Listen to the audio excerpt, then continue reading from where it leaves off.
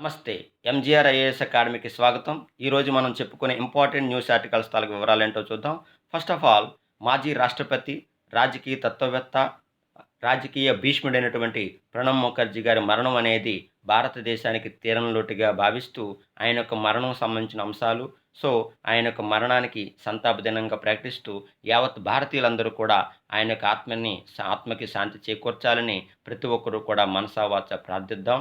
అయితే ఆయన యొక్క విశేషాల యొక్క వివరాలేంటో చూద్దాం. ప్రణబ్ ముఖర్జీ గారు 2020 ఆగస్టు 31వ తారీఖున కరోనా వ్యాధి యొక్క బారిన పడి మరణించడం జరిగింది. ఈయన యొక్క జీవిత విశేషాల తాలూకా వివరాలేంటో చూద్దాం. ప్రణబ్ ముఖర్జీ గారు 1935 డిసెంబర్ 11వ తారీఖున వెస్ట్ బెంగాల్లో జన్మించడం జరిగింది. అయితే మొట్టమొదటిసారిగా ఈయన యొక్క ప్రస్థానం అనేది ప్రముఖ మ్యాగజైన్లో సంపాదకుడిగా సేవలందించి, తద్వారా గ్రంథాలను కూడా రచించి, తద్వారా ఆయన యొక్క ప్రసంగాలతో ప్రతి ఒక్కరిని కూడా ముగ్ధులు చేయడం జరిగింది. అయితే ఆ ప్రసంగమే ఈరోజు రాజకీయ రంగంలో అత్యంత సేవలు అందించడంలో కీలక పాత్ర వహించిందని అందరూ కూడా గమనించాలి. అయితే ఈయన మొట్టమొదటిసారిగా రాజకీయ రంగ ప్రవేశం అనేది 1969లో రాజకీయ రంగ ప్రవేశం చేయడం జరిగింది. అయితే ఈయన వెనకాతల రాజకీయ ప్రవేశం వెనకాతల అద్భుతమైనటువంటి హస్తం కల్పించినటువంటి వాళ్ళు మాజీ భారత తొలి మహిళా ప్రధానమంత్రి అయినటువంటి ఇందిరాగాంధీ యొక్క పాత్ర అనేది ఎనలేనిదిగా మీరందరూ కూడా గమనించాలి. ఎందుకంటే ఇందిరాగాంధీ గారికి నచ్చినటువంటి శిష్యుడిగా, ప్రియ శిష్యుడిగా ఈయన ఎంతో మహోన్నతమైనటువంటి పేరుగాంచినటువంటి వ్యక్తిగా మీరందరూ కూడా గమనించాలి. అయితే తక్కువ కాలంలోనే రాజ్యసభ నుంచి నామినేట్ అయ్యి భారతదేశ రాజకీయంలో అత్యంత సేవలు అందించిన వ్యక్తుల్లో ప్రముఖ వ్యక్తిగా చెప్పుకుంటాం. అయితే ఇందిరాగాంధీ గారి క్యాబినెట్లో 1982లో ఫినాన్స్ మినిస్టర్గా సేవలందించడం జరిగింది. అదే ఆమె యొక్క గవర్నమెంట్లో ఆమె యొక్క విదేశీ పర్యటనలో భాగంగా ముఖ్యమైనటువంటి పరిపాలన యంత్రాంగాన్ని తన చేతికి అప్పగించి ఇందిరాగాంధీ గారి విదేశీ పర్యటనకు వెళ్ళడం అనేది జరిగింది.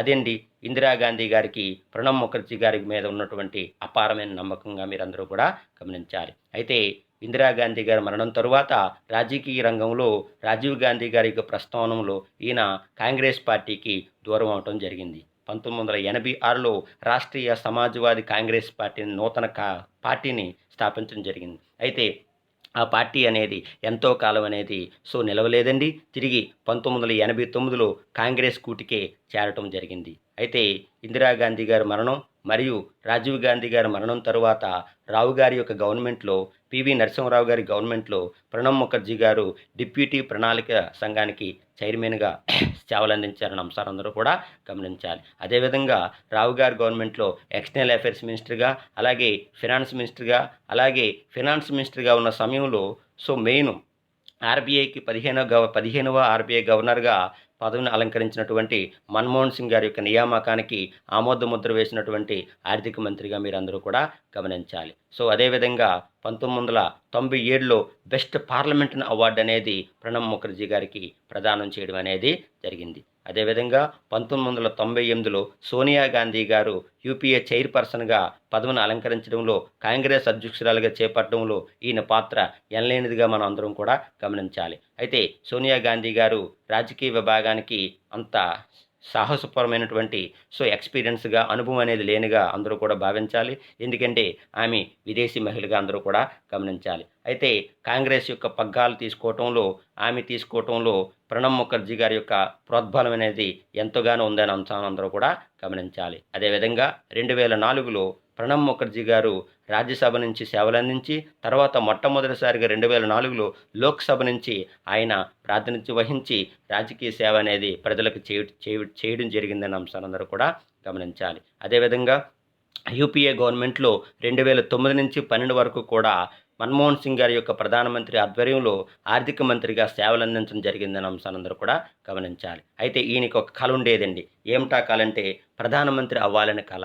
ఆ కలగానే మిగిలిపోయింది. కానీ దేశ అత్యున్నత పదవైనటువంటి రాష్ట్రపతి పదవిని ఈయన 2012 భారత 13వ రాష్ట్రపతిగా సేవలందించారన్న అంశాలందరూ కూడా గమనించాలి. అయితే ఈయన యొక్క రాజకీయపరమైన అంశాల్లో అద్భుతమైనటువంటి సేవలను గుర్తించి 2008లో ఈయనకి భారతదేశ అత్యున్నత 2వ పురస్కారమైనటువంటి పద్మవిభూషణ్ అవార్డుతో ఘనంగా సత్కరించడం, అలాగే సంవత్సరం క్రితం 2019కి ఈయనకి భారతదేశ అత్యున్నత పౌర పురస్కారం అయినటువంటి భారతరత్న అవార్డు ప్రదానం చేయడం జరిగిందనే అంశాలందరూ కూడా గమనించాలి. సో ఇది ప్రణబ్ ముఖర్జీ గారి యొక్క ముఖ్యమైనటువంటి వివరాలండి.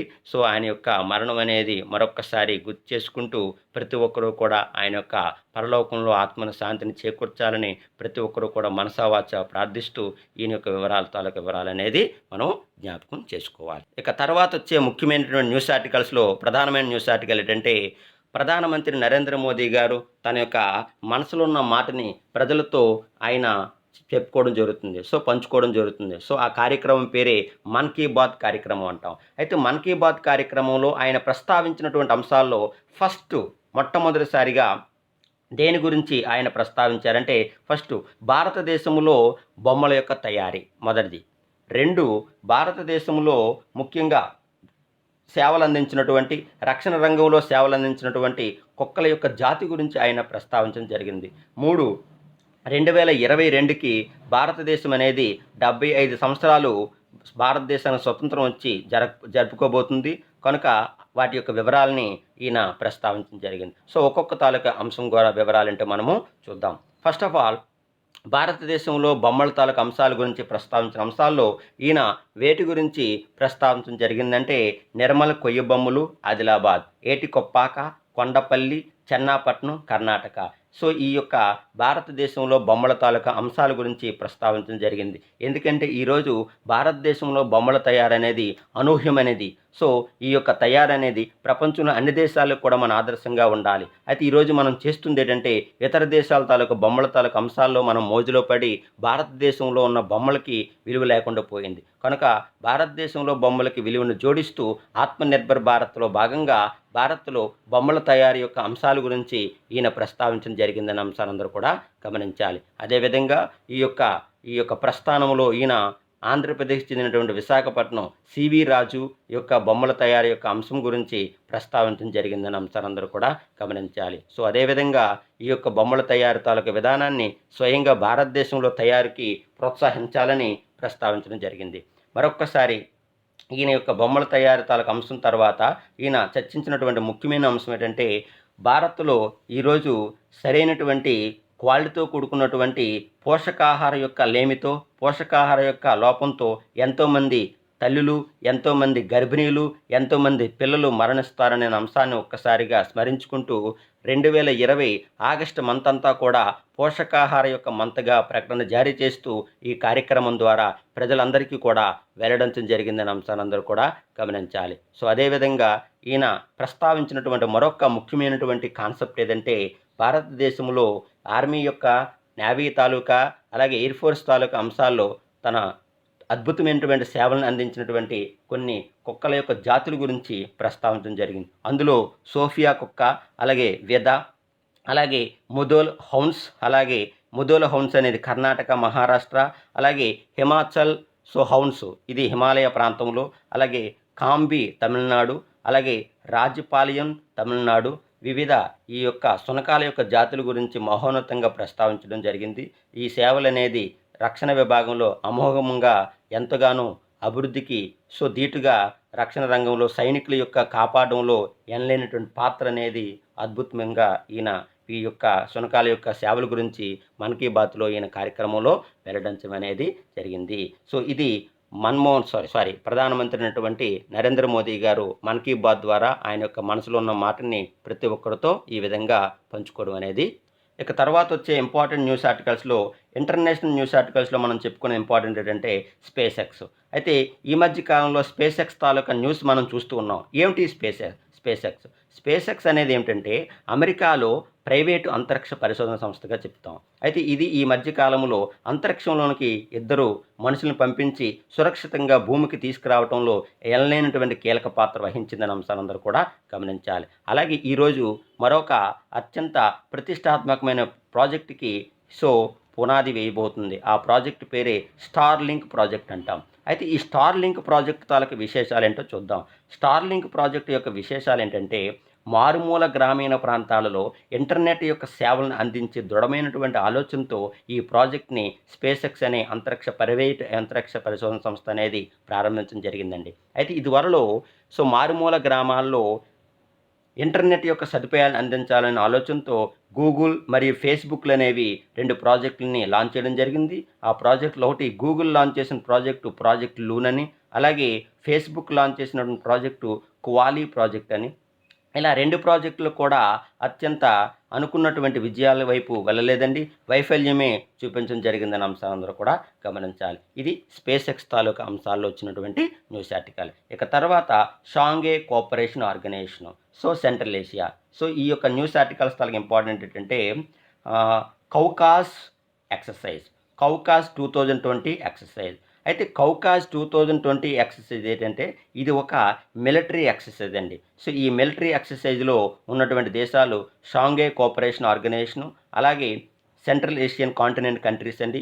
జాయింట్ మిలిటరీ ఎక్సర్సైజ్గా మీరందరూ కూడా గమనించాలి. అయితే రేపు 2020 సెప్టెంబర్ నెలలో ఈ యొక్క జాయింట్ మిలిటరీ ఎక్సర్సైజ్ అనేది ఆస్ట్రా ఖాన్ రష్యా ప్రాంతంలో జరగాలండి.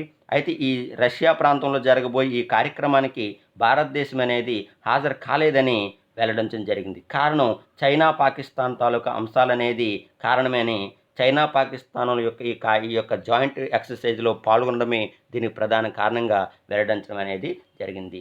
ఇది కౌకాస్ 2020 మిలిటరీ ఎక్సర్సైజ్.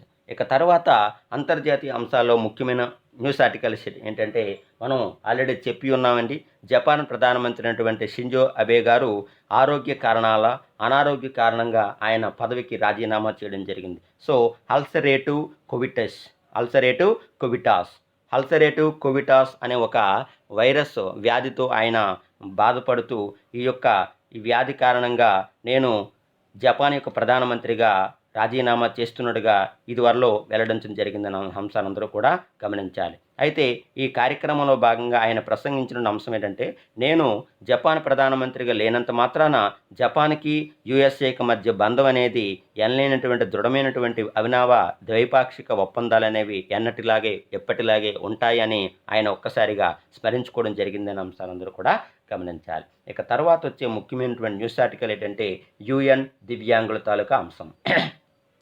యునైటెడ్ నేషన్ అనేది దివ్యాంగుల తాలూకా అంశం గురించి కొన్ని ముఖ్యమైనటువంటి కార్యక్రమాలు వెల్లడించడం జరిగింది. అందులో దివ్యాంగులకు రావాల్సినటువంటి పథకాలు, దివ్యాంగులకు రావాల్సినటువంటి న్యాయం, దివ్యాంగులకు సంబంధించినటువంటి అభివృద్ధి అంశాలు, ఎనలేనటువంటి విధానాలు అనేవి అత్యంత త్వరితంగా రావాలి. ఎందుకంటే వాళ్ళలో ఎంతగా అభివృద్ధి వైపు మనం ప్రోత్సాహం వైపు వాళ్ళకి మనము ముందు అడుగు వేస్తామో వాళ్ళలో ఎనలేనటువంటి నైపుణ్యత అనేది బయటకు వస్తుందనే అంశాన్ని మరొకసారి యుఎన్ఓ కన్వెన్షన్ వాళ్ళు దివ్యాంగుల తాలూకా, డిజేబుల్డ్ తాలూకా, వికలాంగుల తాలూకా అంశాల గురించి ప్రస్తావించడం జరిగిందనే అంశాలందరూ కూడా గమనించాలి. ఇదండి ఈరోజు మనం చెప్పుకునే ముఖ్యమైనటువంటి న్యూస్ ఆర్టికల్స్ వివరాలండి. రేపటి క్లాస్లో మరికొన్ని ముఖ్యమైనటువంటి న్యూస్ ఆర్టికల్స్లో మనం కలుద్దాం. షేర్ చేయండి, లైక్ చేయండి. Don't forget subscribe. Thank you very much. జై హింద్.